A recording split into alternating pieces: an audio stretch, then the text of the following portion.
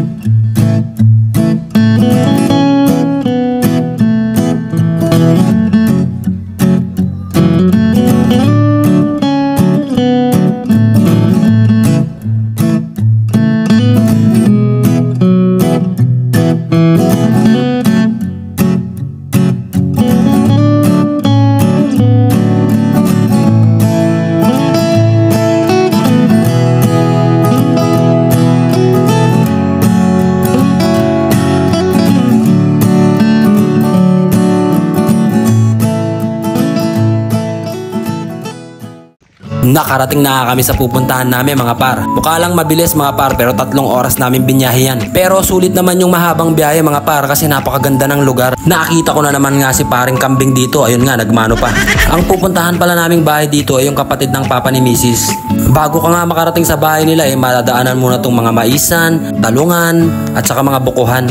Nasa tabing bundok nga din pala sila, kaya mababali yung leg mo sa kakalingon. Sa sobrang ganda ng lugar, nakikita mo naman, di ba? Nakikita mo naman, di ba? Hindi na kailangan magsalita kasi nakikita mo naman kung gaano kaganda. At syempre, pagdating namin ng bahay, pinakain na kagad kami. Alam yata na gutom na kami. Ikaw ba naman yung bumiyahe ng 3 oras, hindi ka magugutom? Kaya salamat nga pala sa anak ni Nanay Sumeng sa napakasarap na pagkain. Talaga naman pong nabusog nyo kami.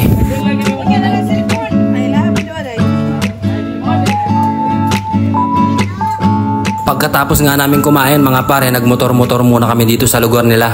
Mga par, motor vlogging sa Buloon. Punta kami ng bundok. Pakita mo yung bundok. Ayun o, pupunta kami ng bundok. Maraming halaman. Oh, ano yung halaman? Halamanan. Yan o.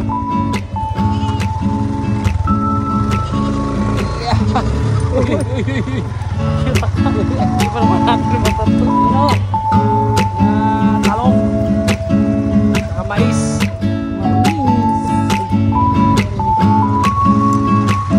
Pagkawi nga namin galing sa pagmumotor nagyaya naman silang pumunta ng dagat. Magaganda kasi talaga yung mga beach resort dito mga par. Siyempre nandito na tayo, sulitin na natin. Nakarating na nga agad kami dito sa dagat na pagliliguan namin mga par. Dito ko nga lang din pinark yung sasakyan namin sa tabi ng highway mga par.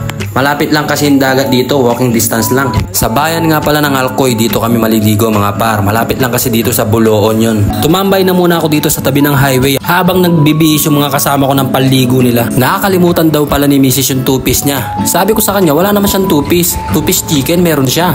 Tingko Beach nga pala yung pangalan ng pinagliguan namin mga par. Isa nga pala ito sa mga beach resorts na gusto ko mga par. Bukod sa White Sand na, nasa tabing highway lang siya mga par. 20 pesos per head nga lang pala yung bayad dito. Kung gagamit ka ng lamesa at payong magbabayad ka ng 500. May mga cottage din sila dito, hindi ko na natanong kung magkano. Pero kami ang ginawa lang namin tumambay lang kami sa gilid para walang bayad. Sabik na ngang maligo yung mga kasama ko dito. Sa totoo lang, bihira lang talaga akong maligo sa mga ganito kagandang dagat. Pero may duty pa kasi ako bago maligo, ang maging photographer. Kaya naman ipinakita ko na naman sa kanila ang isang talent ko.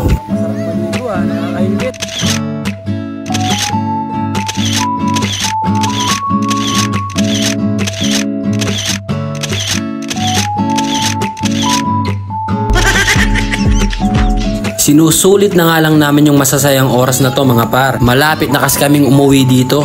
Pero ganun pa man, alam ko marami pa kaming magagandang lugar na pupuntahan dito sa Cebu. Kaya dito ko na muna tatapusin ang video na to mga par. Sana nag-enjoy kayo. Adios! Hey guys!